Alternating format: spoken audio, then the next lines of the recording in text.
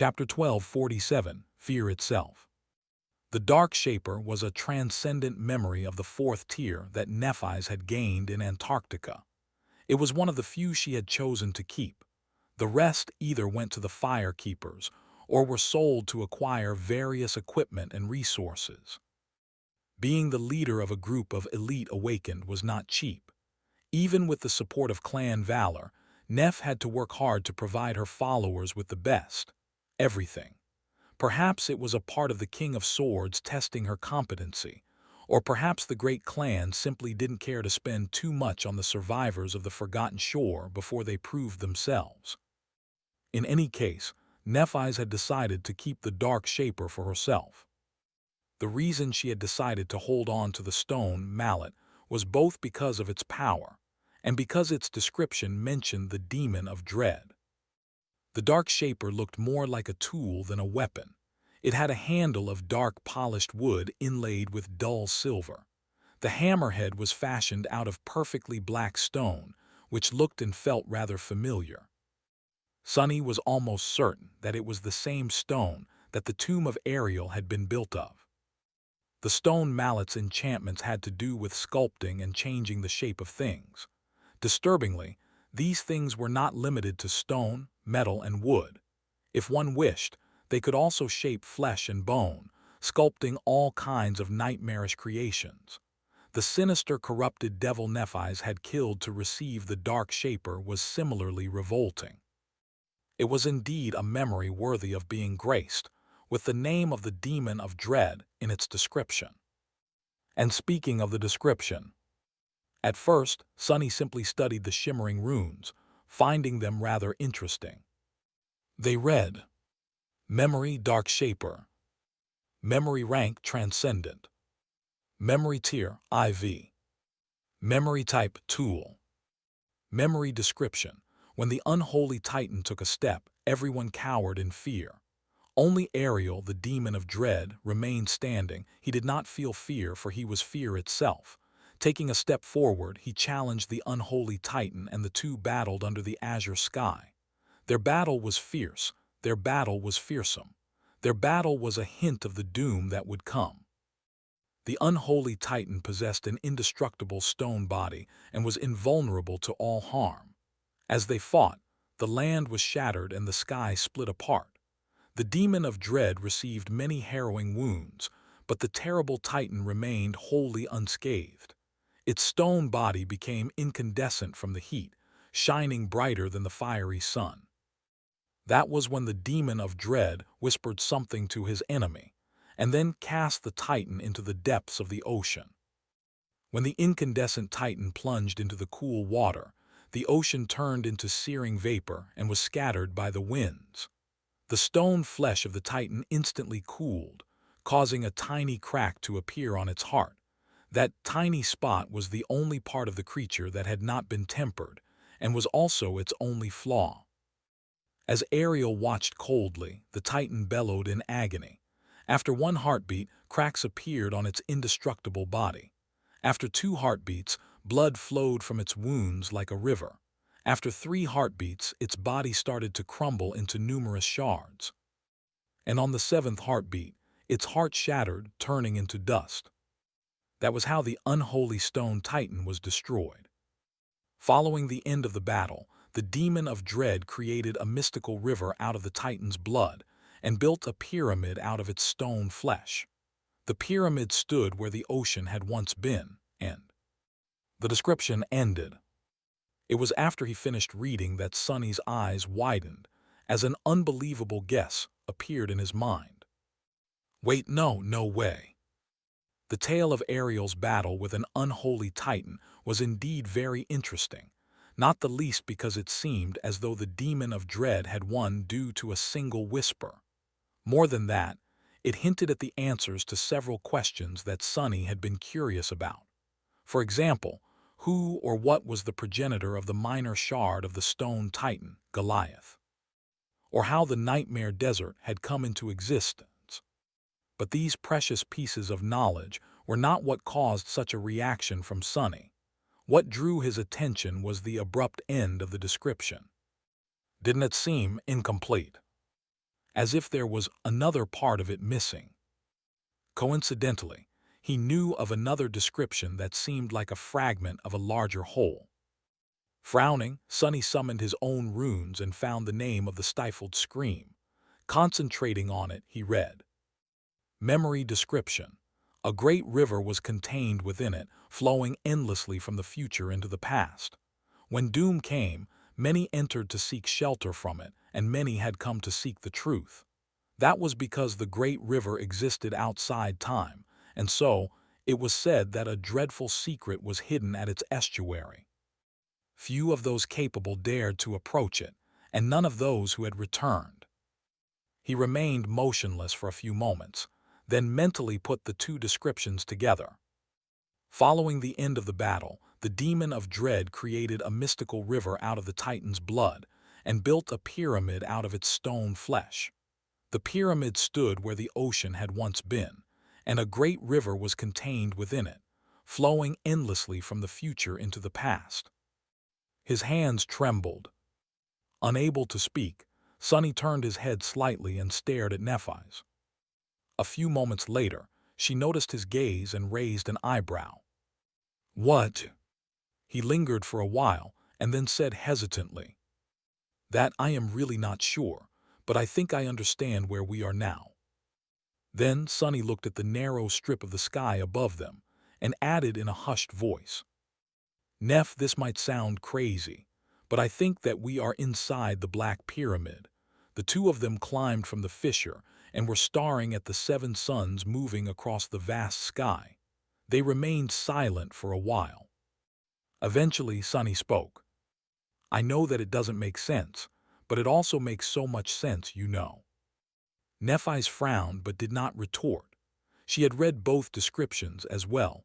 Although Sonny's theory sounded outlandish, it was also compelling in a bizarre and irrational kind of way. He took a deep breath. I mean, listen, we were in the nightmare desert and entered the third nightmare through a seed that had been a part of Ariel's tomb once. Logically, the spell should have sent us into the past of the desert, or at least into the past of the Black Pyramid. However, it sent us into the Great River instead. That is an obvious contradiction. Sonny swept his hair back and rubbed his eyes. But it all makes sense if the Great River is actually situated inside the pyramid. Sure, no matter how large the pyramid is, it can't be large enough to contain an entire region of the dream realm, an entire world, even. That is if we think about it from the perspective of human logic. However, Ariel was not a human. He was a demon, an actual deity. Beings like that are not bound by mundane logic. If he could create a pyramid that does not draw nearer no matter how long you walk toward it, who says that he couldn't create a pyramid that contains a whole world inside it? Nephi studied the seven radiant suns, then glanced at the vast expanse of the great river. The azure serpent raised its head from the water, staring at them with madness and hunger. Struggling to ignore it, she sighed. Did he create that world too, then? Well, now that I think about it, he might have. Both of us thought that this place looked like a soul sea, right? Maybe it is not a soul sea, but instead was made from one. Ariel built the Black Pyramid out of the flesh of an unholy titan. He created the great river out of its blood. Then he created a world out of its soul.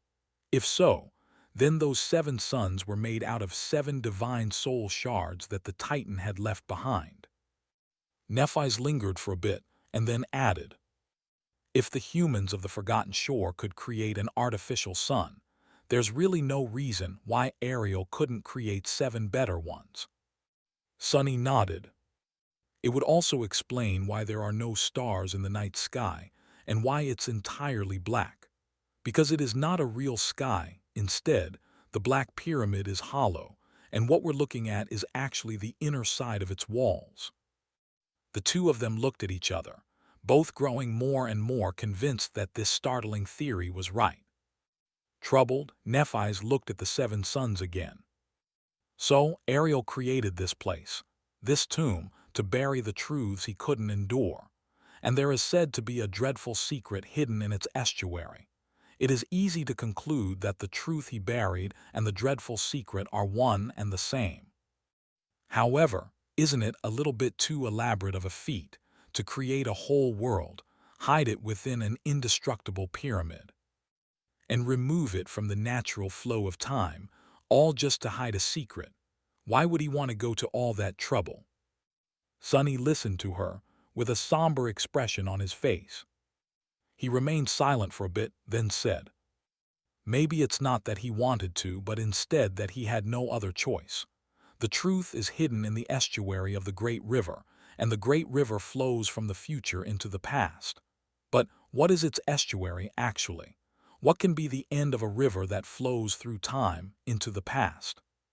He shifted slightly. The only end such a river can have is the point, when time didn't exist yet, isn't it? Where the past terminates. The estuary of the great river has to be the point where the past disappears into the primordial void, which was everlasting and ever-changing, and existed before the concepts like death and time were even created by the gods. In fact, the estuary has to exist before the gods were born, and therefore, outside their control. If Ariel wanted to hide something from even the gods, wouldn't he have had to go to such lengths? Nephi sighed, then rubbed her face. This is a little bit too strange to think about. A time before time existed. That is a paradox in and of itself, don't you think? Also, the great river does not only flow from the future into the past, it also does so endlessly. How can an endless river reach a point of termination? Sonny felt a headache coming. He grimaced and looked away. Well, anyway, regardless of all that, at least we know now that the Sybils did not literally hide inside a huge pyramid with their people. They actually came to the great river, which existed outside the natural flow of time, and was thus far removed from the doom that they were escaping. That doom, it had to be the war between the demons and the gods, right? That was why they eventually couldn't hear the voices of the gods anymore, because the gods died. Nephi slowly nodded, prompting Sonny to smile. You do understand what it means, don't you? She looked at him with a hint of confusion. What exactly are you talking about? He grinned. It means that there are tons of locals here on the Great River. We just haven't found them yet. But when we do, we'll be able to learn all kinds of information from them, including what the central conflict of this nightmare is and how to conquer it. She tilted her head a little. Right, there have to be plenty of humans here, according to the descriptions of the memories. It's just that they had entered the great river much earlier than we did. So they are probably somewhere further downstream, further into the past. Without having to say anything, both of them turned to look north, in the direction where the waters of the great river were flowing. The view was rather beautiful, except for the terrifying silhouette of the ancient serpent, which had raised its neck from the water and was devouring them with its eyes. Nephi lingered for a while, and then said in a low voice, "But Sonny, what if the goal of this nightmare is to reach the estuary? What are we going to do then?" He shivered, startled by her question. Reach the end of the great river. Surely, a third nightmare would not have an insane goal like that. That was not a task mere Ascended were qualified to complete. There had to be something else, something palpable and attainable, something that they could accomplish. He just didn't know what it was. Sonny let out a stifled laugh. Let's hope that it's not, and if it is, well, I guess we'll have to do our best. The Sin of Solace smirked as he looked at the water. So, this is it then. The tomb of Ariel had been built from the remains of the stone Titan, while the great river created from its blood was contained within it, illuminated by the 7 suns made from its broken soul cores. The secret hidden at the estuary was the truth that Ariel had wished to forget. The nightmare desert was the result of the battle between him and the unholy creature. Looking at the blue sky above them, Sonny couldn't help but wonder. So the demons were capable of creating artificial worlds. Then a sudden thought made him shiver. What is the difference between a real world and an artificial one, though? Was there even a difference? And if there was not, had the rest of the worlds been created by someone as well? The demons, the gods, the unknown. He sighed, then shook his head. Do I really have time to ponder the cosmic origins of the world? Right now, they had more practical questions to answer. Many of the mysteries of the third nightmare had been revealed to them, but many more remained. At least they now knew where they were and what their next step had to be. Travel downstream, find the Sibyls, and learn how to conquer this seed. Well, that is easier said than done, though. Sunny stared at the waters of the great river and saw the sharp blades of the azure serpent's dorsal fin break its surface as the great abomination hungrily circled the corpse of the titanic turtle. A dark expression appeared on his face. After a bit of silence, he said, "Neff, do you think we can kill this thing?" She smiled faintly. Sunny had expected to hear some kind of a crazy answer, like always, but she unexpectedly gave him a sober one instead. It is not impossible. This beast is 2 whole ranks above us, which would usually mean that there is no hope. But then again, we did eventually kill a few fallen abominations as sleepers, back on the forgotten shore. Nephis grew silent for a moment, and then added somberly, "However, the gap between ranks grows much wider the higher those ranks are. The difference between a corrupted creature and a fallen one is much greater than the difference between a fallen creature and an awakened one, while the gap between a great abomination and a corrupted one is even greater still. Worse yet, this great beast is in its natural element in the water, while we are not. My aspect will also be weakened there, in the depths." Glaring at the serpent intensely, Sunny slowly nodded. Everything she said was reasonable. "I bet I can still kill it, though." Hearing his unexpected words, Nephis chuckled. But Sunny was serious. He was not particularly confident, but he also did not think that their chances were close to zero. Both of them were strong, and they were even stronger together. There were his shadows and the powerful memories they possessed. Most importantly, the azure serpent was a mere beast. No matter how harrowing its power was, it lacked intelligence. While Sunny was full of all kinds of devious schemes, with Nephis trailing not far behind. The odds were perilous, but not impossible indeed. Neph sighed. But maybe we won't need to gamble with our lives. There might not be a need to fight it at all." He lingered for a while, then nodded. She was right. Their current goal was to travel downstream, far into the past, and find those humans who had escaped the war between the gods and the demons by entering the tomb of Ariel. The corpse of the great monster they were using as shelter, meanwhile, was being slowly dragged in that same direction by the current. The titanic carcass of the black turtle was like a ship that could very well take them all the way to their destination. Since that was the case, there was no reason to battle the azure serpent, or anything at all. Of course, things could change for the worse at any moment. The future was unclear, and there was no way to tell what would happen. No, wait, since we are moving downstream, wouldn't it be the past that is unclear? Ah, my head hurts. Sunny sighed and glanced at Nephis. "What do we do, then? What is our next move?" She looked up. The 7 suns were already starting to drown in the radiant waters of the great river, and the dawn of the eastern horizon was slowly fading into the pitch blackness of the night. Nephis lowered her gaze. "It's late. We should probably rest and take another look at the situation in the morning with fresh eyes. I don't know about you, but I am thoroughly exhausted. I haven't slept in a long while, and the battle between the turtle and the snake took a lot out of me." Sunny smiled crookedly. He was tired, too. He had not done anything in the last couple of days except drift through the sky, but as it turned out, doing nothing was very exhausting, especially when one was suspended between the surface of a mystical river and the sky, having to keep an eye on both lest some terrible creature swallow them whole in one bite. Yeah, I'm tired too. Sometime later, the two of them were hidden from the wind, and the piercing gaze of the ancient serpent in the familiar fissure on the shell of the dead behemoth. There was a small fire burning between them, casting shadows on the black rock. The shadows were dancing.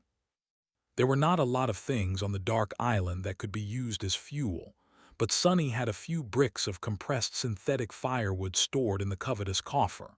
Once again, his loyal alloy chest had come in handy sadly. It was already almost empty. Nephi's made a dish from some of Sonny's last provisions, and the two of them enjoyed a late supper as the world was slowly consumed by darkness. The soft glow of the water was not visible from inside the fissure, and it seemed as though nothing at all existed outside the small circle illuminated by the fire anymore. There were no stars in the black sky, and so Sonny couldn't help but remember a similar night from many years ago, when Nephis and he had first met on the forgotten shore and shared a conversation in the dark. Gods, almost 4 years had passed since then, hadn't they? A small smile appeared on his face. Hey, do you remember how you told me about the adventures of Odysseus? Nephis looked up from her food and hesitated for a moment. A distant expression appeared on her beautiful face. Sure, why? Sonny shook his head and shoved a spoonful of the fragrant, thick soup into his mouth. No, nothing. That Odysseus guy, I don't think he had gone through half the crap we had to go through, though. A faint smile appeared on Neff's face. She stared into the fire for a while, then leaned her back against the weathered black rock with a shrug. Who can tell? There are a lot of stories about the trials and tribulations he had to endure. Bathed in the warmth of the fire and with his belly pleasantly full, Sonny felt his body and mind relax. Throwing a curious glance at her, he asked, "What is your favorite story about that guy, then?" Nephis remained silent for a while with a look of contemplation on her face, which was cast in shadows, with only its vague silhouette visible in the darkness, and the dancing white sparks that shone in the depths of her eyes. Eventually she said, "Maybe it's not a favorite, but I often think about one of them in particular." Sonny raised an eyebrow. "Which one?" Neph sighed quietly before answering. Odysseus was a great hero of Hellas, but he was not the greatest one. The greatest and most powerful hero was named Heracles, who was a demigod and a slayer of monsters. Heracles possessed incredible strength and performed many incredible feats. After he died, the gods took his soul to the heavenly realm, where he became an immortal god himself. She grew quiet for a moment. However, Odysseus once descended into the underworld, where he saw the shadows of the dead. Among them was the forlorn shadow of Heracles. So, when I was a child, I always wondered how Heracles could both be a god and a lost shadow in the land of the dead. Nephis shifted slightly and moved her hand, causing the fire to suddenly burn brighter. I asked my grandmother, and she explained that one part of Heracles was divine, while another part of him was human. It was the divine part of Heracles that ascended to godhood, while the human part was cast down into the underworld, doomed to wander its dark halls forever. Her voice was a little wistful. Sonny frowned and gave her a dark look. "That's a little messed up." Neff smiled. "Right, I also always thought that it was very unfair for the gods to simply discard the human part of Heracles. Hypocritical, even." She lingered for a few moments and shrugged. "Of course, when I grew older, I realized that it was really just two different versions of the myth colliding with each other. The stories of Odysseus are older, and so Heracles, despite being the greatest of heroes, had a tragic death in those ancient myths. The version of his own stories that we know are newer, and the original ending was changed to a happier one at some point, with the added lesson, 'Be a valiant hero, and you shall be rewarded.' Something like that." When she finished talking, Sonny suddenly chuckled. His eye glinted in the dark. "So little Neff thought that the gods were hypocrites, huh? I see now. Turns out, your disdain for the figures of authority goes very far back. A corner of her mouth twisted up. I guess it does. No wonder she is dead set on killing the sovereigns and destroying the spell. This hopeless lunatic was like that from the very start. Sonny hesitated for a while, then asked, "Don't you think that it is a little hypocritical too, though? You are a great figure of authority yourself now, after all. Lady Changing Star of the immortal flame, the torchbearer of humanity and the idol of millions of people, both mundane and awakened. Seems like a contradiction." Nephi's looked at him across the fire with a neutral expression. The sparks of white light in her eyes danced as she answered. Humans are contradictory creatures. They can wage genocidal wars in the name of pacifist religions, tell truths to deceive each other. They can even love and hate something or someone at the same time. Looking away, she shrugged and smiled. I was a very reasonable child, and I often tried to understand people through reason, to no success whatsoever, of course. It was only after I learned that people are inherently unreasonable that I started to understand them a little. Oh, I am a person too. It's no surprise that I am a bit contradictory as well. Sonny stared at her silently. After a while he scoffed. Really? Because, let me tell you, I was a very unreasonable child. Nephi's looked at him in surprise. Seriously? He nodded energetically. Oh yes, one might even say that I was a bit dumb, trying to understand things through reason. Couldn't be me, I just learned things through trial and error. Sonny paused for a moment, and then added somberly, well, mostly error.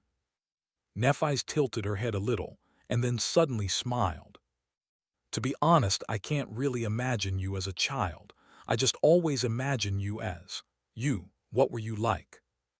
He scratched the back of his head with a bit of embarrassment. Well, if I remember correctly, I was very gentle and kind. To a fault, even. Do you know how kids would sometimes pull the wings off annoying insects?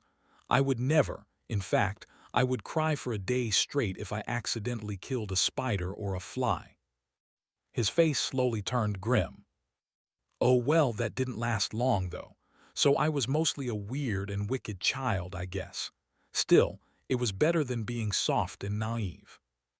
Then Sonny looked at Nephi's in confusion. What? Why are you looking at me like that? She blinked a couple of times. Pulling the wings off insects. What? Is it really a thing children do? He coughed. Right, I forgot that Neph grew up incredibly sheltered because of all the assassination attempts. Had she even met someone her age before coming to the academy? Sonny awkwardly looked away. Oh, maybe it's just a boy thing or an outskirts thing. I don't know, really, not everyone does it, but some kids do. Well, I have no idea I didn't. Neph remained silent for a while, then said thoughtfully, maybe they are playing awakened and pretending to slay nightmare creatures. Yes, that makes sense. Still, it's a bit cruel. The conversation had taken a strange turn, and Sonny was feeling a little uncomfortable. The fire was dying down, too. He cleared his throat. Well, anyway, I think it's time we went to bed. I mean, we don't have a beds, I mean beds. So it's time we go to sleeping bags. Damn it. What I'm trying to say is that you should sleep first. I'll take the first watch and wake you up later. All right. Neph watched him fumble his words with a strange expression, and then nodded silently. What the hell was that? What was I even saying? Soon the fire died, and Sonny was left alone. Neph was asleep, and he could hear the soft sound of her breathing not too far away. After hesitating for a bit, Sonny summoned Nightmare and ordered him to guard her sleep. At that moment, the Sin of Solace suddenly said, Wow, Sonny, you really have a way with words, huh? A real charmer. I wouldn't say that torturing insects is a very romantic topic of conversation, but other than that. Sonny ground his teeth, refusing to look at the pale apparition. He knew exactly what the bastard looked like anyway. Shut up with nightmare guarding Sonny's dreams. His sleep was deep and peaceful.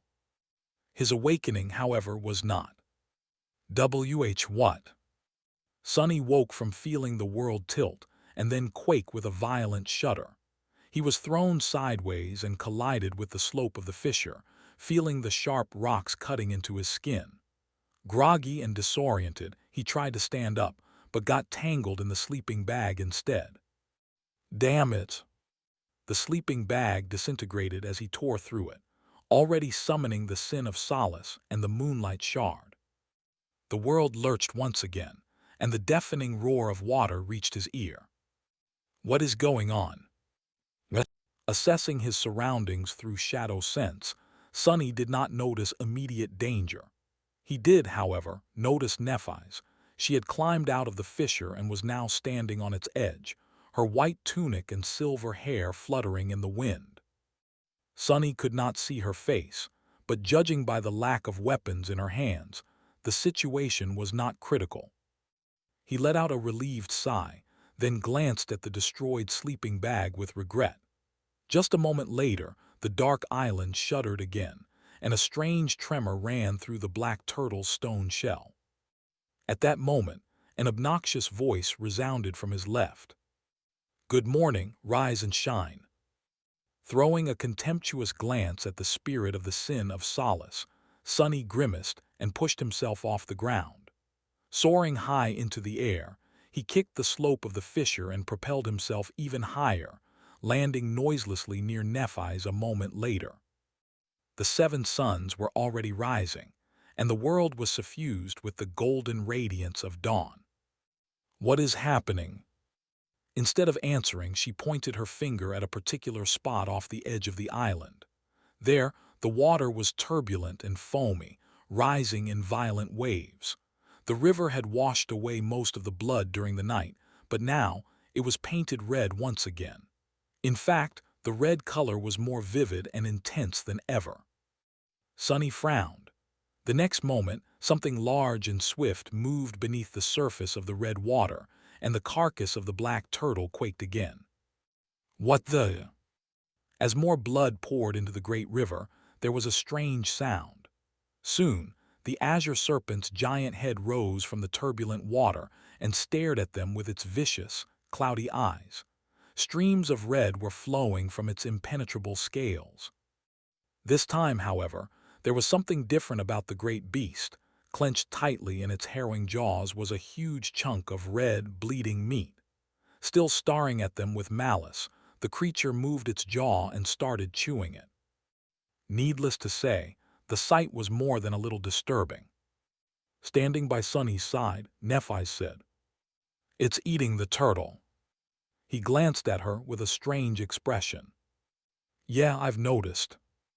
With that, both of them fell silent as they watched the serpent, who was watching them while devouring the meat of the slain great monster.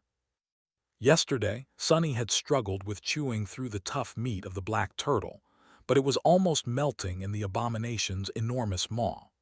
The jade fangs were painted red as they effortlessly sliced through the bleeding chunk, which was diminishing at an alarming rate. He couldn't help but shudder when imagining what these fangs would do to his own flesh. No armor memory he possessed, and no attribute augmenting his body stood a chance of resisting the fangs of the great beast even for a split second. If those jaws closed on Sonny, he would be obliterated in an instant. Sonny stared at the feasting serpent. Then suddenly, a long sigh escaped from his lips. "You know what, I'm really damn tired of this." Nephise looked at him with a silent question. "Tired of what?" Sonny vaguely pointed with his hand. "It's just, nothing ever goes as it is supposed to, does it? I remember surrendering myself to the cops when I became infected. They told me this and that about how the process of awakening is supposed to happen. And I swear to the dead gods, not a single thing they told me to expect ended up coming true." A darkly exasperated expression appeared on his face. "My first nightmare, an awakened tyrant appears, the solstice.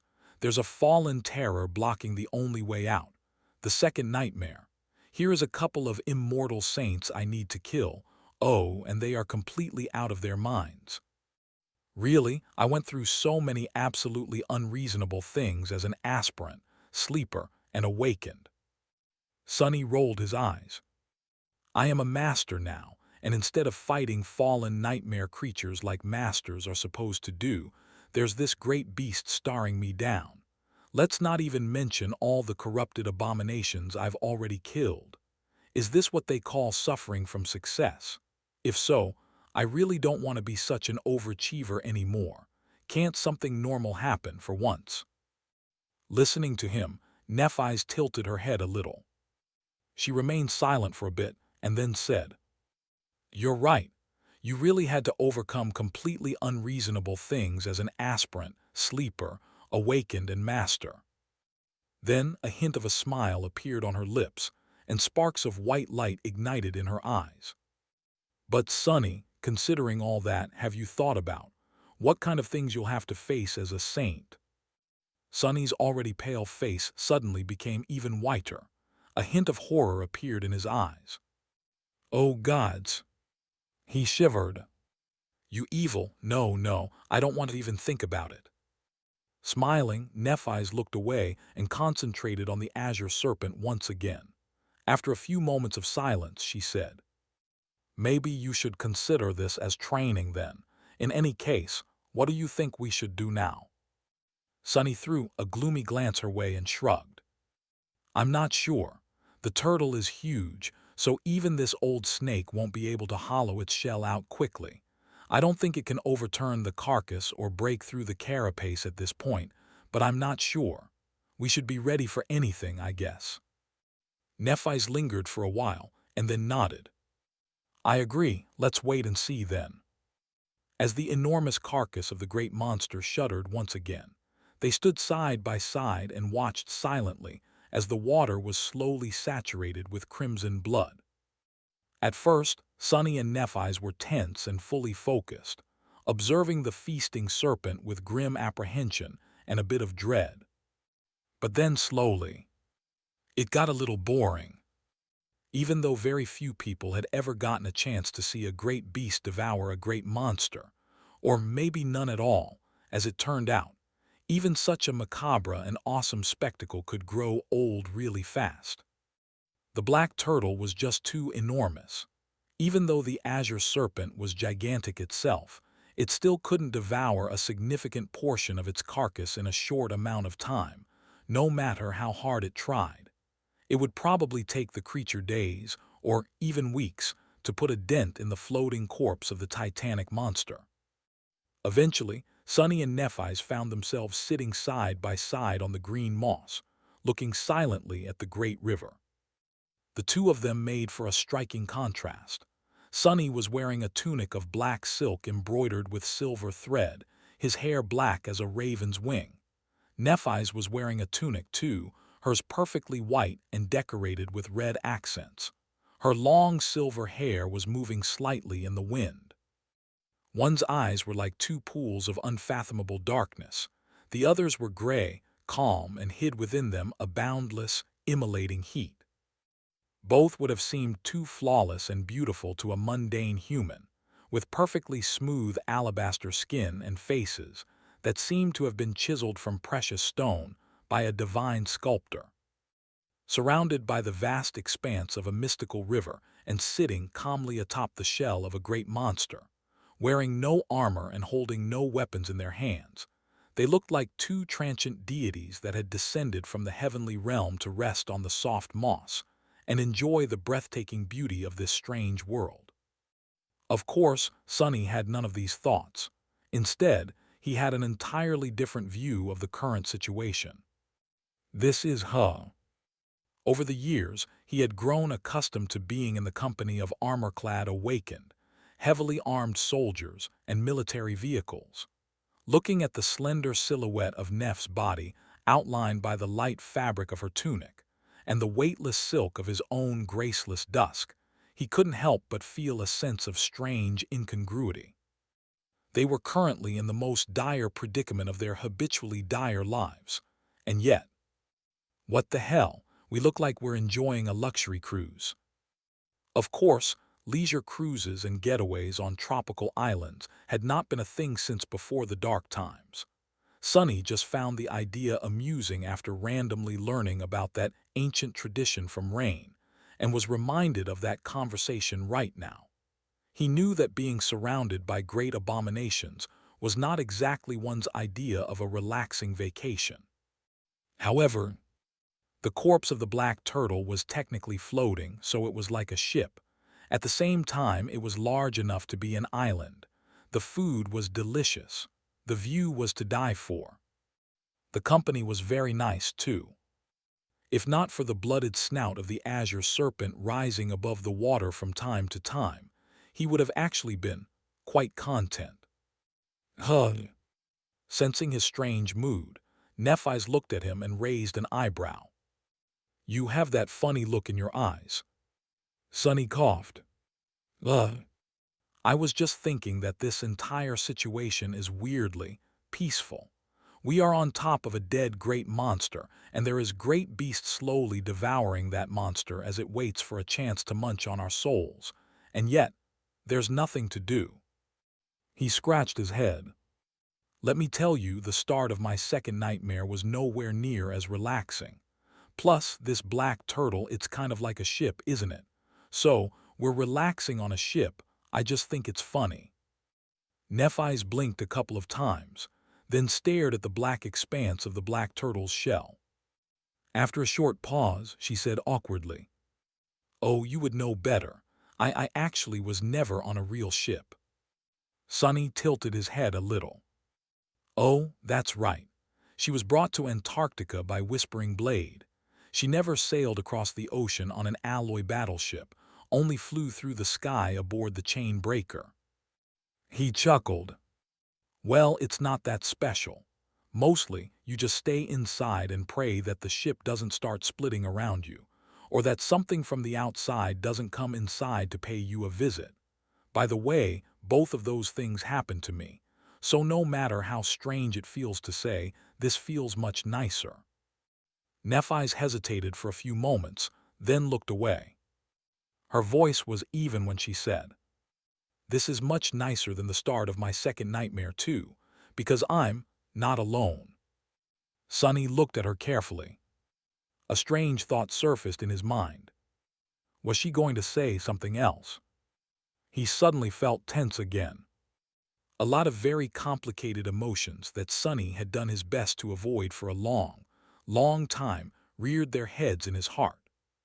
Was she? Luckily or unfortunately, the azure serpent chose that exact moment to let out a frenzied roar and dive back into the water, sending a huge fountain of it flying into the sky. It seemed that the old snake had been satiated, for now.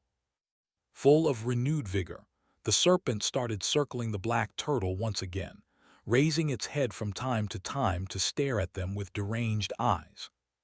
Sunny sighed. This snake just never gives up, does it? Nephis silently nodded and then stood up. Illuminated by the light of the 7 suns and outlined against the blue sky, her lithe figure was like a painting. But it really can't overturn the carcass or break the shell. We don't need to keep watching it for now. Sunny raised an eyebrow. So then what should we do? She thought for a while, then glanced at the soft carpet of green moss and the mysterious landscape of the dark island. Eventually, Nephis shrugged. Whatever we want. After resting for a while, Sunny and Nephis separated. She went off to study the memories Sir Gilead had transferred to her.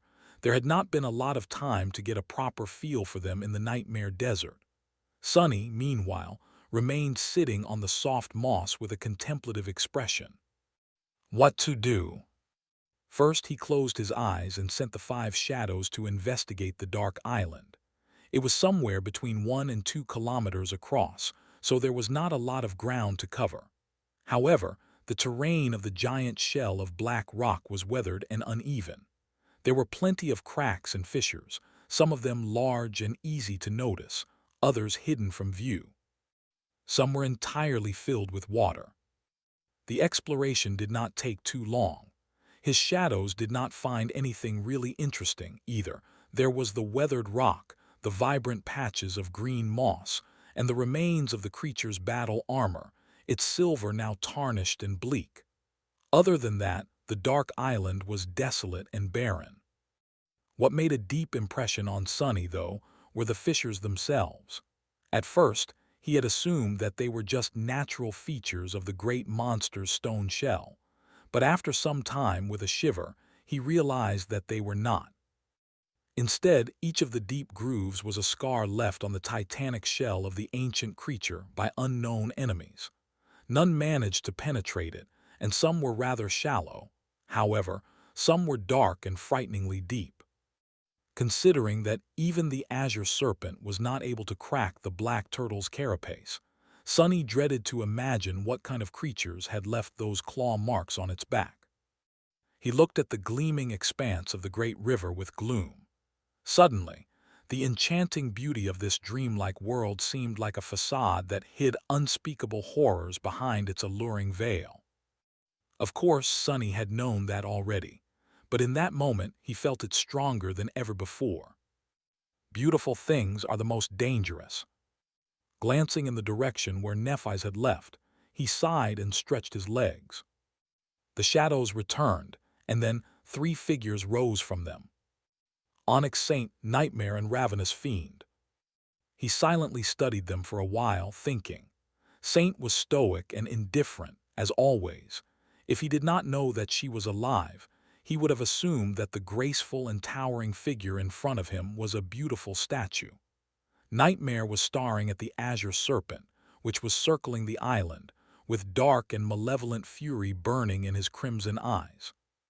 Imp seemed a little uncomfortable under Sonny's gaze, shifting from foot to foot nervously. Nightmare was the weakest of the 3, but also offered the most utility to Sonny. He didn't necessarily need to use the tenebrous stallion as a battle companion. That said, his steed was very close to unlocking the terror ability and finally realizing its full potential. The next rank was also not far away. Once Nightmare came into his power as a terror and ascended, his power would take a great leap. Sonny had little means of speeding up that process at the moment, though. It was going to happen when it happened, probably before too long. Saint, meanwhile, was already incredibly powerful. She was so powerful, in fact, that Sonny had no means of pushing her to greater power anymore. To make the graceful Stone Knight achieve the supreme rank, he would need 300 transcended memories of the first tier, or 600 ascended ones, or 1,200 awakened ones. Needless to say, these numbers were unattainable at the moment. He didn't even want to count the potential number of dormant memories she would need to rank up. Reaching a higher class, meanwhile, required luck and stumbling on a uniquely suitable enemy. It was outside his control. Saint had already classed up twice, but the rest of his shadows, excluding the aberrant soul serpent, had yet to do it even once. That went to show how rare such opportunities were. There was one thing Sonny could do right now, though. Glancing at Saint, he sent Morgan's warbow and the stifled scream her way. The bow was self-explanatory. He was planning to make Saint the sentry for as long as they remained on the dark island. The stifled scream, however, was more tricky. That charm of his had an enchantment called Echoing Silence. Its description read, "When wearing this charm, the physical power of its master is augmented, but only as long as they remain silent. The longer their silence lasts, uninterrupted, the greater the boon of power they'll receive." This was a powerful enchantment indeed, and one perfectly suited for the taciturn shadow. However, he had never managed to get a lot out of it, because there had never been an opportunity to keep Saint summoned for weeks on end. Right now, however, there was an interesting idea in Sonny's head. The physical augmentation, the stifled scream, grows stronger the longer one stays silent. So, it functions in relation to time. Weren't they flowing through time, though? Sonny did not know how exactly the distance traveled on the great river corresponded to time, but he assumed that it was not a small amount. Were they moving one day into the past each day? 1 month? 1 year? If so, then the augmentation of the stifled scream could potentially reach its theoretical limit in no time. That was an outlandish theory, but it was worth checking out at least. Satisfied, Sonny turned to Imp. On paper, the scrawny goblin was on the same level of power as Saint. He was a transcendent devil as well. But in reality, there was an insurmountable gap between them. Imp was just an adolescent as far as shadows went, after all. He was still on the weaker side, inexperienced and untrained. His core physical attribute, the lesser steel body, had just recently evolved to the greater steel body. Sonny had thought that it would be extremely hard to locate large quantities of metal of higher quality than the body of Sun Prince. But as it turned out, he was wrong. They were currently on top of the Black Turtle's titanic corpse, and that corpse was encased in the remains of similarly titanic battle armor. Surely, the armor deserving of a great monster would be made of some truly incredible stuff. Looking at the nervous Imp, Sonny grinned and pointed to the nearest jagged chunk of tarnished silver. "Go, buddy, gorge yourself, bon appetit." The scrawny goblin tentatively turned to look in the direction he was pointing. A few moments later, its eyes dramatically widened. "I bet it's going to be a bit tough to chew, boo." Before Sonny could finish speaking, Imp was already dashing toward the band of ancient silver with a maddened expression. He chuckled. "I guess it smells delicious." With Saint standing guard, Nightmare keeping her company, and Imp happily munching on the tarnished silver of the great monster's battle armor, Sonny was once again left with nothing much to do. The 7 suns were shining in the 3-colored sky. The clear waters of the great river were flowing as they sparkled in the sunlight. The azure serpent was hungrily circling the dark island, ramming it from time to time to make its wrathful madness known. The sin of Solace was brooding silently. A gentle breeze was playing with Sonny's hair. With a sigh, he swept it back and rose, planning to go find Nephi's. This is too weird. He had expected many situations to arise at the start of the 3rd nightmare, but one thing he had not expected was being left with nothing urgent to do. Walking across the weathered surface of the black rock, Sonny went around a torn band of dull silver, traversed a few patches of moss, and finally laid his eye on Nephi's. She was training. Holding an unfamiliar longsword, Nephi's was practicing a complicated chain of moves, her silver hair dancing in the air. There were beads of sweat on her face, and the hem of the airy tunic was flaring, revealing smooth porcelain skin. Her movements were limber and flowing, gracefully cascading into each other. The sight of it was beautiful. Neph's swordsmanship was beautiful, and she was beautiful too. Illuminated by the dreamlike radiance of the 7 suns, and dancing with a silvery sword on a carpet of green moss, with her white tunic and alabaster skin, she was like a fairy. Sonny found himself standing motionlessly in the shadow of a rock outcropping, watching. He had been planning to call out to Nephi's, but now, forgetting about it, he silently remained where he was. Some time passed. Sonny wasn't sure how much exactly. The island trembled once more. Eventually, he shifted slightly, as though escaping a reverie, and took a step forward to escape the shadows. "Hey!" Nephi stopped and leaned on her sword, breathing heavily. Her chest was rising and falling, and her face was slightly flushed. Walking over, Sonny summoned the endless spring and offered it to her with a friendly smile. Accepting the beautiful glass bottle, she sat down and wiped the sweat off her face, then threw her head back and drank greedily.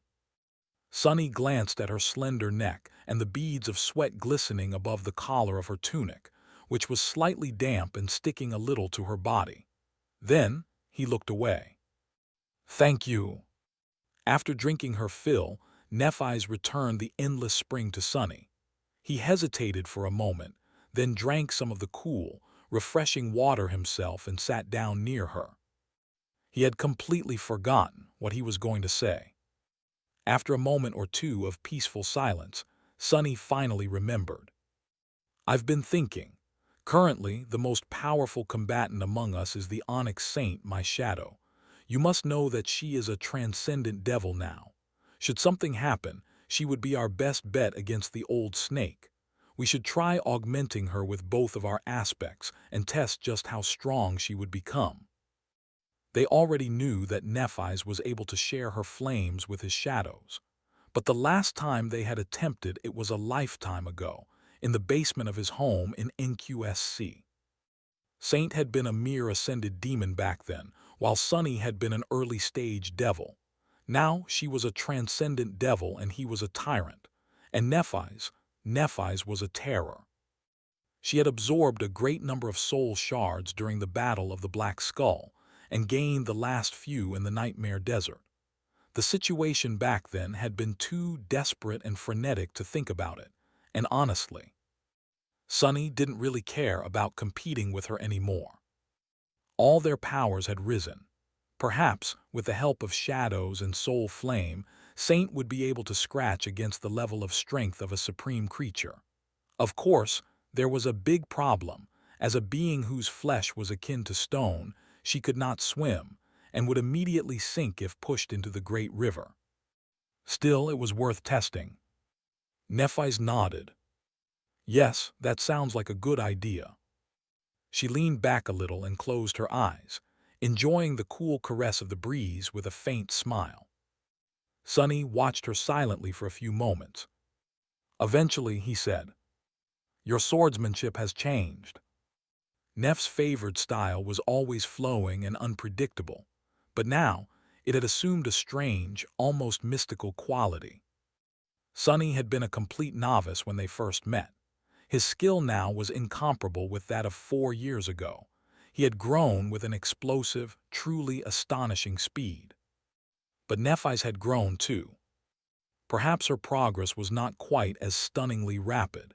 She did not have the benefit of having an aspect legacy to fuel it, after all, but compared to even the most talented humans, it was still tremendously swift. Sunny and Nephis had sparred a lot after she returned from the second nightmare, but she had been held back by her nascent essence control back then. Now, she had fully come into her power as a master and was able to push her skill to entirely new limits, maybe even past them. Opening her eyes, Nephis smiled. I guess it did. Then she leaned forward and looked into the distance with a contemplative expression. For me, my understanding of swordsmanship went through a transformation after the ascension. Sunny raised an eyebrow. Sounds serious. She nodded with a distant look. Yes, it was because of learning to control my essence. Awakened possess a rudimentary form of essence control. They broadly enhance their entire bodies with essence, sometimes narrowing the scope down to a particular limb. After learning to do it as easily as breathing, they can become masters and naturally transition to a much more targeted, intricate, and efficient manner of using essence. Her eyes glinted. But I've never been an awakened. I went straight to being a master. So, learning to control essence was very hard for me. I had to be conscious of every muscle in my body, every tendon, and every bone. It was like learning to walk again. A corner of Sunny's mouth twitched as he suppressed a smile. He vividly remembered helping her pass these exact obstacles. Nephis, meanwhile, continued. So, I had to go back to basics. Which groups of muscles do I need to enhance to perform the cut in the most efficient and effective way? My hand, my shoulder, my back, my core, my thighs, my calves. Everything had to work in harmony to produce the best result. It took a while to become proficient enough in controlling essence to do it right without thinking. And in the process, I became much more aware of my body. I also got submerged in studying the basics, on a much deeper level than before, going deeper and deeper. Sunny looked at her with curiosity. How deep are we talking about? She smiled, lingered for a moment, and then said, Force equals mass times acceleration. He blinked. What? What? Sonny had not expected to hear a physics formula, and he only knew that this was a physics formula because teacher Julius had once thrown a tantrum about his lack of education and forced him to read a bunch of children's school books. Nephi smiled. That is the basis of swordsmanship, or spearmanship, or any other kind of weapon skill. Fundamentally, it's all about delivering force. The amount of force is dependent on mass and acceleration. Your body is the source of that force, and your weapon is a force multiplier. It concentrates it into a narrow tip, thus making it easier to deliver lethal damage. She pointed to the sharp tip of her sword. Of course, there are more nuances to that. For example, speed does not exist in a vacuum. It is relative to the enemy. Your body also has to borrow from the ground you are standing on. There is balance, centers of gravity, reaction speed. As for the sword itself, there is flexibility, material composition, center of percussion, and so on. There is also soul essence, memory enchantments, attributes, and aspect abilities to consider. Sonny was looking at her incredulously, which caused Nephi to shrug in embarrassment. Well, anyway, I've been studying the fundamentals, physics, anatomy, spell studies, and a bit of other stuff, a lot since returning from the second nightmare, and slowly incorporating these insights into my swordsmanship. Something like that. He tilted his head, a bit dumbfounded. That can't be right. How have we gone from the essence of combat is murder to force equals mass times acceleration? So Nephi had been studying science to shore up her fundamentals and evolve her swordsmanship. That sounded very strange. But the result was apparent. She had clearly improved by leaps and bounds since her ascension. Sonny shook his head in disbelief and then threw a pointed look at her. His voice was incredulous. Care for a spar? With a faint smile on her face, Nephi nodded and raised her sword, pointing it at him in invitation. Sonny summoned the sin of solace and took a stance opposite her. From the forgotten shore to the basement of his home in the peaceful terrace district, they had trained with each other numerous times. This simple sequence of actions was as natural for them as breathing. However, today, there was an awkward pause. Sonny scratched the back of his head and glanced at the jade giant. That isn't going to work, is it? Nephi seemed to have come to a similar conclusion, looking at him sheepishly. No, what the hell, since when does she know how to emote? This is just too cute. He coughed. The problem facing them was that both had grown too powerful, and subsequently, the weapons they used were too powerful too. The sin of solace was a transcendent memory of the fifth tier, and quite a harrowing one at that.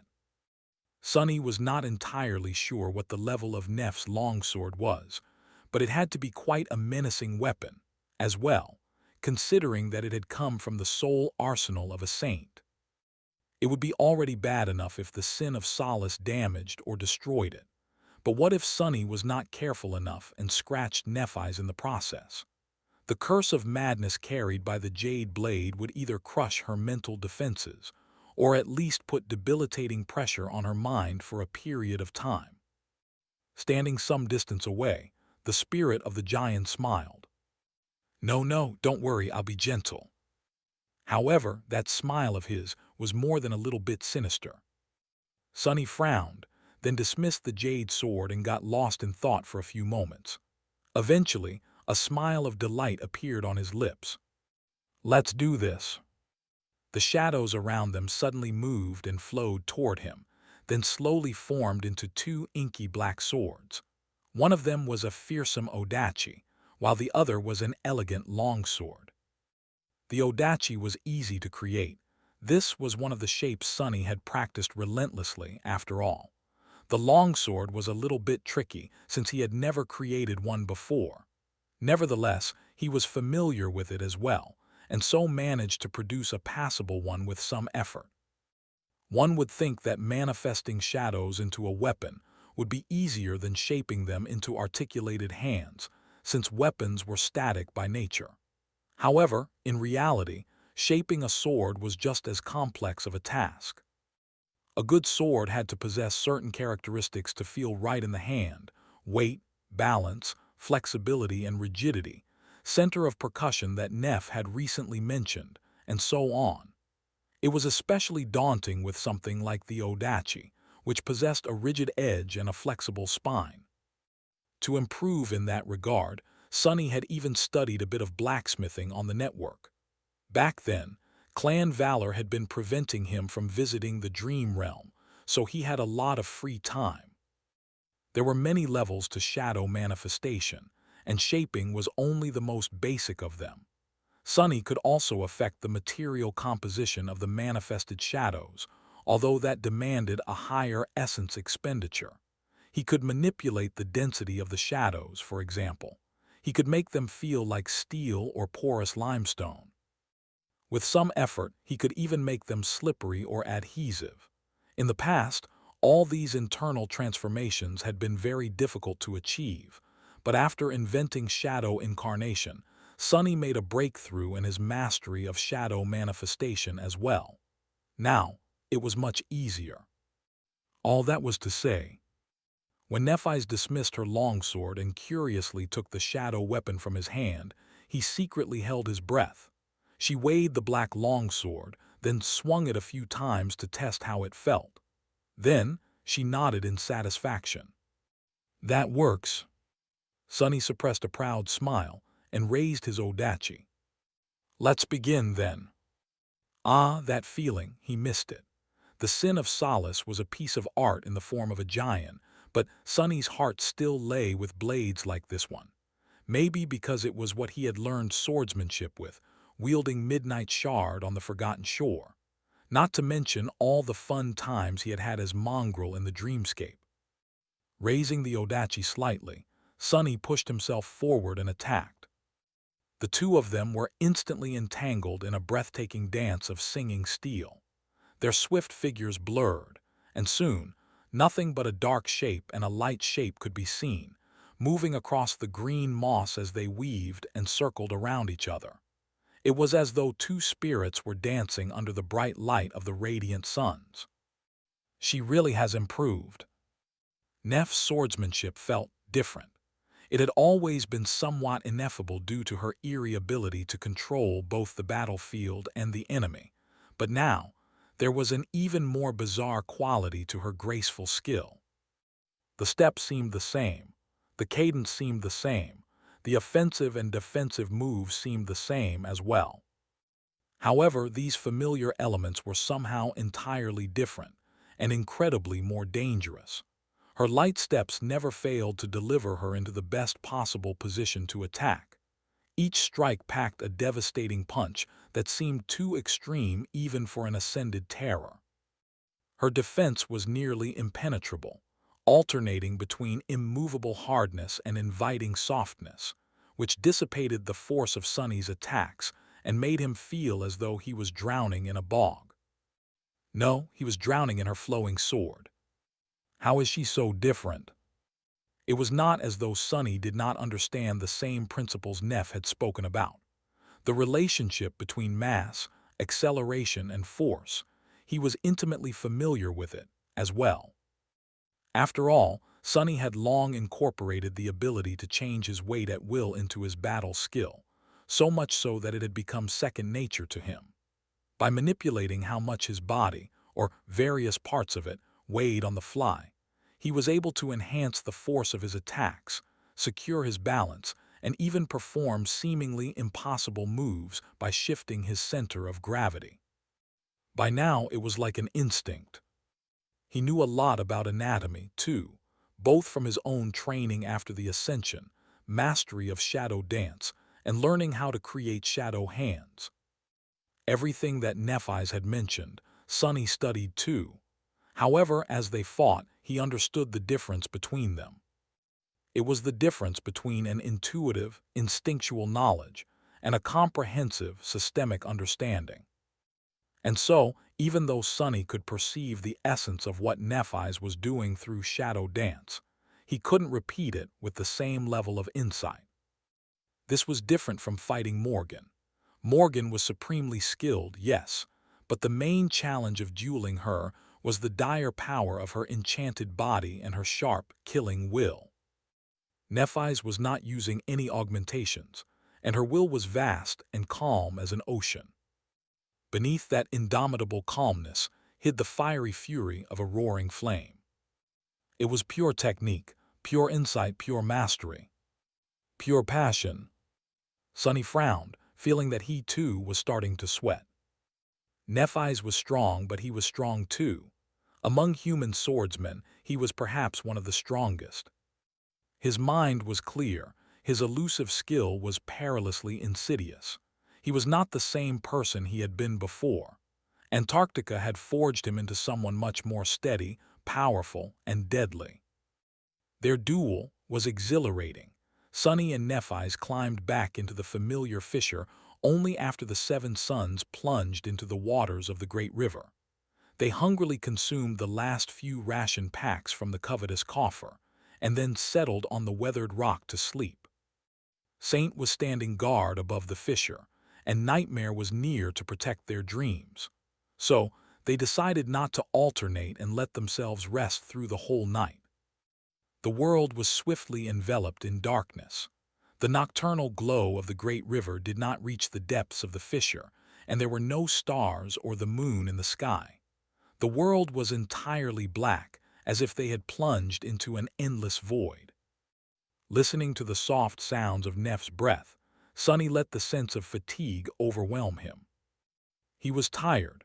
However, it was not the cruel, chilling exhaustion he had suffered often in the past months. Instead, this fatigue was of a satisfying and pleasurable kind. Something he had not felt in a while. Sonny had learned a lot during their training today. They had practiced together until the sunset, and in the process, both had done their best to make the opponent sweat. He had not held back much, and neither had Nephise. In the end, Sonny found himself lacking. Even after all this time, she was still like a distant star, one he could see, but never touch, at least in terms of swordsmanship and mastery of battle. It should have been disheartening, but he found it strangely encouraging instead. Sonny felt as though he had been shown a new horizon, something to strive for, as well as a clear direction to reach for the stars. He also realized that there were still flaws in his mastery of shadow dance. That was a valuable revelation in and of itself. Armed with it, he could refine and perfect his formless style, bringing it closer to the next step. That said, Sonny felt very strange right now. It was because he had realized that, currently, he was more powerful than Nephise. Yes, she was a better fighter than him. However, Sonny had so many tools at his disposal. He also had two transcendent devils and an awakened terror on his side. If the two of them were to battle seriously, he wasn't entirely sure who would be left standing at the end, but he knew that his odds were much higher than hers. It was a vast, tumultuous, and deeply unsettling emotion. What surprised him the most, however, was how weak of a reaction it aroused in him. There had been a time when becoming more powerful than Nephise was all he ever thought about, but now he felt almost indifferent. It was what it was. There was no point in racing to the finish line anyway. That line would not change. It did not matter which one of them became a terror first, because sooner or later, both of them would end up as titans. It did not matter that Sonny was ahead for the first time. Her ascended ability was not of a kind that added to one's power, that was all. They were in the same boat anyway. Perhaps he could allow himself to feel that way because he was more secure about the shadow bond and the power she held over him. Nephise had proven that she had no intention of ever using it, and he had grown more confident in his ability to make one or both of them die even if she did. How romantic! He sighed, feeling calm and cozy in the darkness that enveloped them. After a while, Sonny asked, "Hey, Neph, are you asleep yet?" There were few moments of silence before she answered, "No." Hidden in the darkness, he grinned. How is the sleeping bag? Is it warm? There had been only 2 sleeping bags in the covetous coffer, one that Sonny used in the wilderness and a spare one. Sadly, he had ripped through one of them when the azure serpent first made the dark island quake, so now there was only one. Sonny had chosen to sleep on the weathered rock, relying on the unique qualities of the marble shell to keep him comfortable. Luckily, the great river seemed to have a mild climate, so he was not particularly cold. The fissure protected them from the wind as well. So he had no problem letting Nephi's use the only remaining sleeping bag. However, that didn't mean that he wouldn't tease her about it. A calm answer came from the darkness. Yes, I am warm. It is of high quality. As the grin froze on Sonny's face, he sighed. She's really too thick to be teased, damn. A few moments later, Neph asked, "Oh, do you want me to hand it over? It is your sleeping bag. It would only be right for the owner to use it." Sonny flinched. No, no, keep it. That's not what I wanted at all. God, she's hopeless. There was a long pause. Then Neph's voice came from the darkness again. Ah, I see. You want to use it together. Hearing that, Sonny's entire body shuddered. What? No, that's not what I meant at all. Who do you take me for? I was just teasing you. Suddenly, he heard a soft chuckle. Turning his head, Sonny saw Neph covering her mouth with a hand. She was suppressing a laugh. His eyes widened. Wait, a reverse tease. I've been played. His heart ached. How embarrassing. He stared at Nephi's incredulously for a few moments, then laid down and looked back at the jagged line of the distant black sky. A moment or two later, he suddenly laughed, too. This is just too ridiculous. Nephi's lowered her hand, then asked in an amused tone. What is? Sonny shrugged. I mean, we are sailing a river of an unholy titan's blood on the corpse of a great monster, moving back in time, and giggling like children.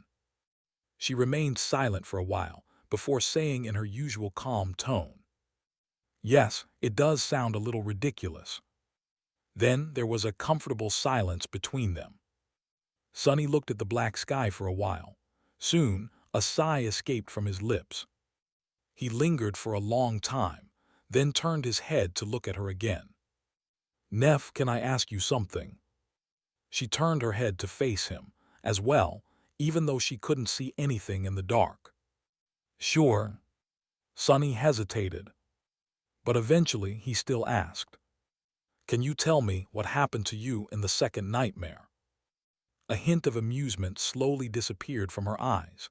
Her faint smile was erased as well. Nephi's remained silent for a long time, her expression turning bleak and distant. Then she sighed. Okay, I'll tell you. Her voice sounded strangely forlorn. Turning away, Nephi's looked into the darkness and said, In my second nightmare, I was a woman made of stone. Like your shadow, but also different, defective. Nephi's looked into the darkness as she spoke in an even voice. It happened after the demon of destiny had his falling out with the goddess of the black skis, I think. But before hope escaped her chains, and the demons rose in rebellion against the gods. In the darkness, in the true darkness that fills the halls and caverns of the underworld, below the hollow mountains. She sighed. When I opened my eyes, I was a woman made of stone, a crude, clumsy, and defective precursor of the stone saints. I was laying on a mountain of abandoned statues just like me, all of them broken, discarded, and forsaken. Everything around me was enveloped by cold darkness, with not a spark of light or hint of warmth anywhere. There was just me, my broken siblings, and the lonesome silence. Sonny shifted slightly. True darkness. Nephi slowly nodded. Yes, those mountains are called hollow, but in fact, they are full of darkness. Their hollows are like great reservoirs of it. It is where darkness lives and where it comes from. True darkness is very much like this river, in fact. Legends say that a terrible creature was slain by the gods once, at the dawn of time, and that its blood seeped into the earth. This is what true darkness is, the dark creature's blood. Sunny shivered. That dark creature, to be the source of all true darkness, of the entire element of darkness, it had to be something far greater than an unholy titan. It must have been one of the unknown, then, a being of the void. Ignorant of what he was thinking about, Nephi's continued after a short pause. The hollow mountains are a scar left by the death of that creature, and so most of true darkness remains below them. This is the place that Nether made his home. However, it was not entirely empty. While he ruled the underworld, there were many others living in the darkness. She lingered for a moment. There were some who followed Nether, the remains of the army he had led to wage war on Storm God. They lived in the great hollows within the peaks. There were also his children, the stone saints, who lived below the mountains, in the heart of the underworld. And there were also creatures who lived even lower, near the very bottom of the dark abyss. That is where the pile of discarded statues was. Sunny frowned. Wait, Nether waged war on Storm God, on his own before the rebellion. A pale smile appeared on Nef's face. Yes, it was his own private affair. I don't know the details of his relationship with Storm God or why it ended in resentment, but he must have taken it to heart, enough so that he assembled an army and stormed the divine realm. Of course, he lost. Most of his army was decimated, and he secluded himself in the underworld, becoming its ruler and losing himself in the obsession of trying to create the stone saints. She paused for a moment. He must have been lonely and heartbroken to create a whole race of living beings just to keep him company, or maybe it was his defiant, prideful way of challenging the gods. After all, only the gods could create living things. Despite that, somehow Nether succeeded, but he failed many times before achieving success. Nephi's grew silent for a moment and then said, "I was one of these failures." A quiet sigh escaped from her lips. There were many creatures in the darkness at the roots of the underworld, all of them abandoned and discarded, just like me. Some of them were the results of Nether's failed attempts to create the stone saints. Some of them were outcasts and derelicts for whom there was no place in the world above anymore. All of them were pitiful and weak, and I was the weakest of them all. Nephi stared silently into the darkness for a while. The expression on her face was sad and remorseful. Eventually, she spoke softly. I was just a sleeper after all. Even with the echo I gained in the nightmare desert, out there in the darkness, my strength was pitiful. Ah, it was such a blow. I never realized how much pride I took in being strong before that nightmare. I had always relied on my strength. I had always told myself that I had to be strong. If only I was strong like my father, if only I was strong, stronger, the strongest, then I wouldn't break apart, and the people around me wouldn't need to suffer on my behalf either. Sunny remained silent, remembering Nef's nightmare that he had visited after she returned to the waking world. He also thought about his own desperate pursuit of strength. Nephi smiled. But in the nightmare, all my strength was worthless. All my pride was worthless too. All I had was weakness, and so I had to learn that personal power was not something I should rely on or could rely on. It had always seemed so important, but in the end it turned out to be a deceitful mirage. A slight frown appeared on her face. You see, there were not only the outcasts and discarded creatures like me in the darkness at the roots of the underworld. There were other things, as well, terrifying things that were born from the darkness. These things hunted us. There were ancient horrors dwelling in the very depths of the abyss as well. Sometimes they would crawl from below to devour us. No one in the underworld cared about what happened to us if they even remembered our existence. The aloof demon of destiny, the first generation of the stone saints and the remains of the demon soldiers, none would protect us. The Forsaken had to fend for themselves, but we were weak and pitiful, and most of all, we were divided. Her voice shook a little. Sunny lingered for a few moments, then asked carefully, So what did you do? How did you survive? Nephi's took a deep breath. I had to accept my weakness and learn how to survive despite being weak. The lesson was harsh, demeaning, and painful, but I had no choice but to learn it. So I coaxed, persuaded, deceived, enticed, and cajoled the other forsaken creatures living in the darkness. But most of all, I inspired them. You see, I realized that there was something much sharper than my wit, much more persuasive than my words, and much more compelling than my lies. She paused for a moment. That something was desire. Hidden in the darkness, Sonny flinched. The image of the piece of wet wood littered with demented runes suddenly appeared in his mind, as did the word repeating in the runes over and over again. Wish desire. Be careful of what you wish for. Be careful what you desire. He frowned while Nephi's continued somberly. All I had to do was instill a desire in the Forsaken. A desire for a better life, longer life, safer life. A yearning for things that they had either never known or long forgotten, comfort, companionship, warmth. I had to give them hope. Because we couldn't survive alone, but we could survive together. Most of these creatures were solitary and numb, resigned to their dark existence. The weight of their hopelessness and despair was too great for me to pull them from it. But by igniting a yearning in their hearts, I could make them push themselves forward with their own strength. She grew silent once again, and remained so for a long time this time. When Nephi spoke again, her voice was almost a whisper. We gathered together and built a village. It had tall walls and stone houses. It even had a large hall for us to gather and enjoy each other's company. And for a while, life was good. United, we could protect ourselves from the creatures of darkness and hide from the abyssal visitors behind the tall walls.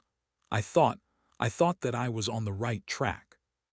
There were old creatures in the village that taught me their knowledge and wisdom. There were those who had been warriors once. I learned from them as well. I was the weakest one, but I was liked and valued, because I could create light which all of them had forgotten. White sparks ignited in her eyes before trembling and disappearing. Neph's face grew motionless. But then someone in the village vanished, and then someone else. At first I thought that they had left, but after the third one was gone, the fourth, the fifth, we all realized that something was wrong. They didn't leave. They were taken. After that, every night, what served as night in the underworld, someone would disappear. We were under attack. She paused. We tried everything in our power to find and confront the creature that was killing the villagers. We enhanced our defenses, increased our vigilance. We investigated, we explored the surrounding darkness for clues. We set traps, carved sorcerous runes into the stone, and placed lures. We even sent an envoy to plead for help from the children of Nether, but nothing worked. Neph's voice was growing dull. No help came. Nothing we did managed to stop the disappearances. In fact, it only grew worse at first. The Forsaken were just vanishing, but later, their mutilated corpses started to appear around the village, strewn on stalagmites for us to see, as though the creature was leaving them there to mock us. It was then that I understood that I had not created a safe haven for us and instead simply set the table for the creature of darkness. Her face was motionless, and her voice was even. However, Sonny could feel how fragile that mask was at the moment. Neph took a deep breath. Eventually, everything collapsed. Those who were still alive cursed me and abandoned the village they tried to. They didn't make it far. There were only two of us left inside the empty walls, myself, and another one of the broken statues. The first one who had become my companion and followed me almost from the very start. We locked ourselves inside the village hall, not knowing what else to do, and barricaded the doors. However, the creature still came. I didn't see it enter, but I could feel that the darkness around us was suddenly alive. Sonny looked at her carefully. So how did you defeat it? Nephi slowly shook her head. I did not. I had thought about giving one last desperate fight, But as soon as I sensed it, I knew that there was no hope. That thing, it wasn't something I could fight, so I spoke to it. I tried to appease it. I tried to persuade it. I even knelt and begged it. I tried everything I could, and I could feel it watching me, listening to me, surrounding me. For a while there was silence. In that silence, Nephi shivered and let out a heavy sigh. In the end, the creature took my companion but spared me. I don't know why. All I know is that the darkness felt empty again, and I was suddenly alone in that darkness. I was the only one left in the village that we had built. Everyone else, all of them, were dead. Her voice trembled a little. That was the end of my nightmare. Sunny sighed and sat up, summoning the endless spring. Nephi's had talked for a while after all. Her throat must have been parched. Approaching her in the darkness, Sunny sat down and used his nail to clink against the glass bottle a couple of times to let her know where it was. Nephi's took the bottle and took a small sip, then looked at the ground. Sunny hesitated for a moment. The appraisal. Do you remember how the spell appraised your performance? Nephi's shook her head. I was pretty out of it, there at the end. I remember standing in the middle of the empty hall, and the next thing I remember was you calling me by my true name at the academy. Sunny sighed, then leaned forward and lightly patted her on the shoulder. Well, if it means anything, I think you did well. You did really well, Neph. He felt her body tremble slightly, and then took the endless spring from her fingers. Thank you for telling me. Now let's sleep. He lingered for a moment, and then added lightly. Please be careful with the sleeping bag, though. Don't rip it. It's really expensive. She nodded, then smiled faintly and lay down, turning away. Sunny looked at Neff's back for a few moments, then silently returned to his own sleeping spot and sprawled on the weathered rock. He stared at the black sky for a few moments before closing his eyes. Would I have survived that nightmare? Sunny really did not know. He could also tell that Nephi's had brushed past many perilous fights and dire torments that she must have endured there, in the darkness, all alone. His heart was heavy, but before too long the exhaustion won, sending him into the embrace of sleep. Next. In the morning, the island shook again. Sunny opened his eyes and reached through the shadow sense, checking in on Saint. Since the taciturn night was standing calmly above the fissure, he relaxed and yawned with great satisfaction. He felt incredibly refreshed. The dark island was in one piece, and nothing was pouncing to kill them. Life was great. He sat up, leaned on the slope of the fissure, then rubbed his eyes and looked around. Nephi's was already up, doing light stretches a few meters away. Sunny watched her for a few moments, then forced himself to avert his gaze. The sound of her even, yet fragile voice resounding from the darkness still echoed in his ears. Neff's second nightmare was different from his own, just like her first nightmare had been. She had not battled immortal saints to free an imprisoned demon from divine chains. Instead, she had tried to save a small group of pitiful and forlorn creatures, only to watch them all die. Nephi's had been the last one standing on the forgotten shore, and after traveling alone through the purgatory of the nightmare desert, she built a tiny community amidst the cold darkness, only to watch it be destroyed. She had been so strong, but the nightmare made her weak.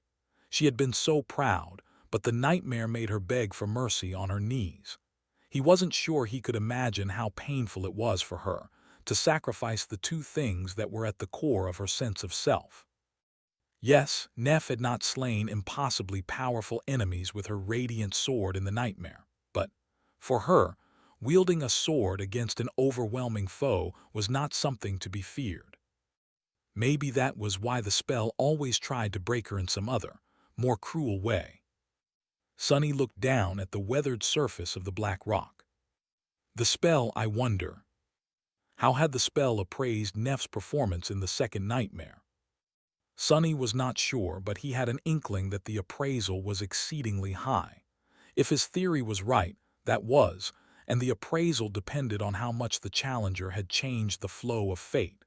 In that regard, he suspected that what Nephis had done was miraculous. She had wanted to change the fates of the forsaken creatures living in the darkness at the bottom of the underworld. In that task she failed. However, she had succeeded in changing something else. She changed the harrowing creature that had come from the darkness. Had the creature been compelled by her words, by her pleas? Or had it been infected by the same yearning that Neph had ignited in the hearts of the forsaken? Had the creature of darkness been poisoned by a hint of an indescribable longing? Had it learned to long for light? If the heart of an abyssal being powerful enough to be a horror in the underworld had been changed, even ever so slightly, then Sunny could not really imagine what ripples that change could cause in the great tapestry of fate. So the spell could have appraised Neph's performance as glorious. But that was not important, because Nephis herself did not see it that way. The spell and its carriers had different criteria for success, after all. The spell might be satisfied with Neph's performance, but Neph obviously saw it as a bitter, irredeemable failure. The tone of her voice yesterday had said it all. Continuing to stare at the ground, Sunny sighed. After returning to the waking world, Nephis seemed much more mellow than before, but her resolve to kill the sovereigns and destroy the spell also seemed much more stalwart than before. Now that he knew the truth, many things about her past words and actions made sense. Gods, just what am I going to do with her? Sunny glanced at Nephis, who was oblivious to his thoughts, with a complicated expression. There was one more thing he had to consider. The description of Neph's aspect, light bringer. You are a creature of light that was banished and doomed to exist in the darkness. You bring radiance and warmth to wherever you go, but with it comes indescribable longing. Wasn't it very similar to the trial the spell had presented her with in the second nightmare? The ascended ability she had unlocked as a result was called longing, too. Longing, yearning, desire, wish. Was the inexhaustible longing to destroy the spell that burned like fire in Neph's heart so powerful that it made her soul incorruptible. He had pondered about this ability of hers before, but now Sunny saw it in a new light. It had seemed like a rather useless power to have, outside of very rare circumstances like facing the skinwalker. However, if that ability made Nephis immune to the corruption, then wasn't it actually the most broken and unbelievably preposterous ability he had ever heard about? After all, even Weaver had to sever their arm when it got infected with the corruption. Not only was the great and terrible demon of fate not immune to corruption, he or she was even powerless in front of it. Just what was Nephis exactly? And more importantly, what was she to him? The subject of his thoughts, meanwhile, finished her stretching exercises, pulled the fastened strap of her white tunic back to her pale shoulder, and looked around. Nephis smiled. "You're up." Sunny smiled back. "Yeah, how are you feeling?" It seemed as though she had recovered from opening the old wounds to tell him about her second nightmare yesterday. However, a moment later, Neph's smiling face darkened a little. She sighed. "I wanted to make breakfast, but we have no food left." Sunny tilted his head, then looked down. They were literally sitting on a mountain of meat, but with the azure serpent circling the carcass of the black turtle, diving into the river to procure even a little bit of it was an utterly lethal task. He shook his head with resignation. "We'll solve that problem when the time comes." Nephis nodded, lingered for a moment, then pointed to the sleeping bag. "See, I didn't rip it." Sunny stared at her, trying to determine whether she was being serious or playing a joke on him. These days, it was getting hard to tell. Which bastard is being such a bad influence on my straight-laced and awkward Neph? I'm going to bash their teeth in. He remained silent for a few moments, then grinned. "Good, because you still owe me for that projector." Time flowed lazily. both literally and figuratively. The current of the great river was pulling the corpse of the black turtle into the past, and several days passed in a strange but pleasant idleness. The seven suns rose and fell, drowning in the shimmering waters. The sky was like a dreamlike painting of lilac, azure, crimson, and jet black. The ancient serpent continued to circle the dark island, slowly consuming the bleeding meat of the great monster it had killed, and watching Sunny and Nephis enjoy their unexpected respite. The two of them were spending their time leisurely, feeling the need to rest and recuperate after the nightmarish gauntlet of the White Desert. They were not in a hurry to strain themselves too much. They slept peacefully through the nights, rising when warm sunlight flowed into the narrow fissure, and spent most of the days together.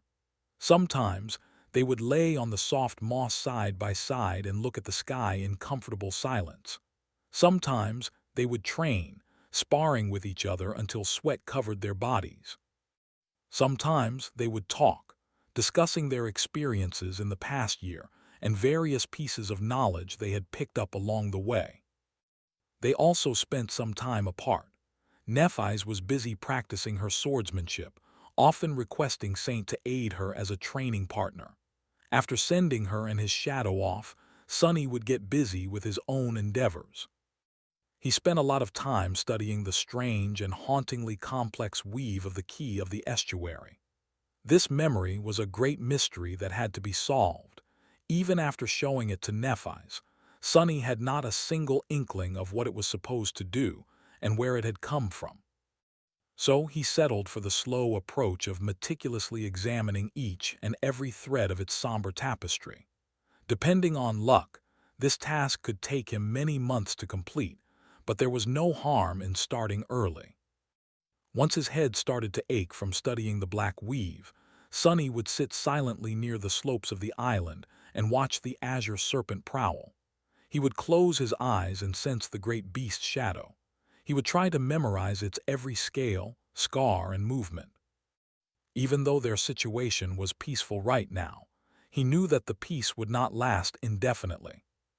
The chances were that they would have to battle the abomination eventually. And so, Sunny wanted to glean its essence and commit it to his memory. Training his swordsmanship with Nephis, studying the estuary key, observing the azure serpent, and resting idly. These were the things that filled his days. Of course, other things were happening on the dark island as well. Imp was still busy devouring the bands of tarnished silver that encased the black turtle's body. His progress was slow, but the gluttonous goblin seemed beyond himself with delight. His scrawny figure could often be seen sprawled on the black rocks, utterly engorged. The sin of solace was still there, following Sunny like a jaded wraith. Its litany of snide comments and contemptuous remarks never lessened, slowly driving him mad. Sunny endured as best as he could, and luckily the spirit of the cursed sword was not nearly as talkative as it had been before. Nevertheless, the apparition put him in many awkward situations with Nephis. Nightmare was slowly subjugating new dreams into his unseen army. Almost every night, the counter of the dream curse would go up by at least one or two. The source of these defeated nightmares were, of course, Sunny and Nephis. It seemed that their minds were still haunted by the events of the past. Or maybe it was just the nature of the tomb of Ariel. Despite its breathtaking facade, it was a land worthy of its architect, a land of dread. It was also as desolate and empty as it was beautiful. Every day, Sunny and Nephis would study the northern horizon, hopping to see the signs of land or anything at all far in the distance. But each time, all that met them was an endless expanse of flowing water.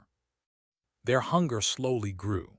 Although masters were much more resilient than mundane humans, they were still the same. They needed sustenance to survive, just like any human would. Their bodies were still strong, but they would start to wither before too long.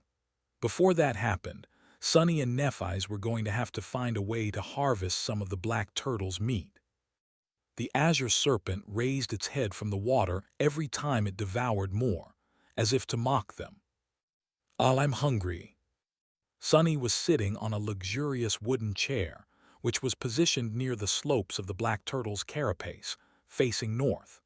His shadows surrounded him, lazily sprawled on the black rocks and enjoying the dreamlike vista of the great river. Only the naughty one had wandered off to enjoy the view of Nephi's training instead. Dismissing the estuary key, Sonny rubbed his temples and stretched his legs. "I don't get it, I just don't get it. I don't recognize any of these weave elements, not even their vague purpose. The more I look at it, the more sure I am that it won't be, created by me." Whoever had created the key of the estuary was a far greater sorcerer than Sonny was, or could ever dream to be. At least that was how it seemed. "All right, that's enough for today. The old snake should be showing its ugly mug any minute now. I really hope that it's as tired of staring at me as I am tired of staring at it." Sonny glanced at the wide patch of bloody water surrounding the shell of the great turtle in anticipation, lingered for a few moments, and then frowned. Something was wrong with that picture. He stared at the water for a while, his scowl deepening. Then Sonny slowly raised his eyes and looked at the sky. His pupils widened slightly. There in the boundless blue expanse, far away, a black dot had appeared at some point. "Thanks for watching. Please subscribe and like the video and comment down if anything wrong in the story. And if have any suggestion to a new novel or want next part of any series, comment down. Our target is to get 1K subscriber. There will be surprise for all of you. Stay tuned.